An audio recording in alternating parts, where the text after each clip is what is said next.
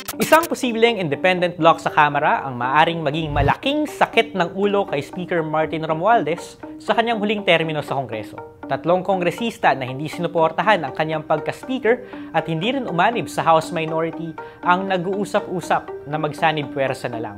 Sila ay sina Navotas City Representative Toby Tiangco, Cebu 5th District Representative Duke Frasco at Bacolod City Representative Albi Benitez.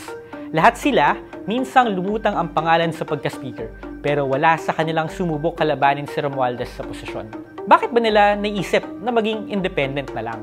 Si Tiangco, in so many words, frustrated sa palakad ni Romualdez at ang pagmamaniobra niya umano sa budget. Ginagamit daw ni Romualdez ang AIX at iba pang ayuda programs bilang pork barrel kasi kailangan daw humingi ang mga kongresista sa opisina niya ng approval bago ma-release sa kanilang mga distrito ang pondo. Itinanggi ito ng opisina ni Speaker. Doon ka sa department, hihingi. Bakit kami dito humihingi ng pondo? Yan yung tinatawag na pork barrel. Kasi pork barrel, nare-release kung kanino mo gusto. Related din sa budget ang linyahan ni Benitez. Balot daw sa kontrobersiya ang Kongreso. Pinupolitika raw ang tulong sa publiko. We know for a fact that the budget was bungled and messed up.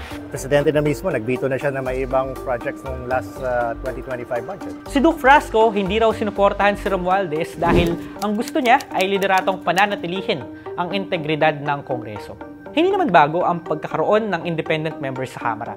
Last Congress, lone wolf si Ed Selagman na hindi rin umanib kahit sa minority dahil tinuturing niyang co-opted ito ng mga kaalyado ni Speaker.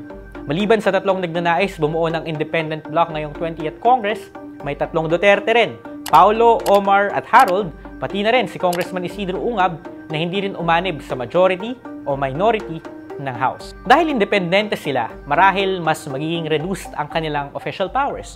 Maaaring hindi sila bigyan ng maraming komite o wala at all, kaya malilimitahan ang kanilang kapangyarihang maging epektibong mga kongresista. Sa issue ng budget, marahil magiging dehado ang kanilang mga distrito. Pero ang kapangyarihan sa loob ng Kamara ay isang aspeto lang ng politika.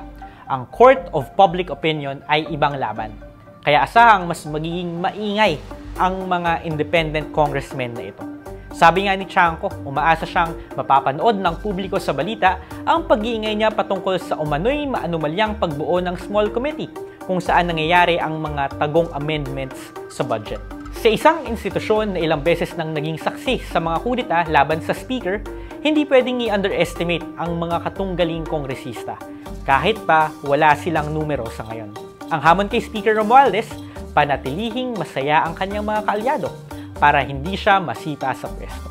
Kung gusto niyo pa na ibang usapang politika, mag-download po kayo ng Rappler Communities app.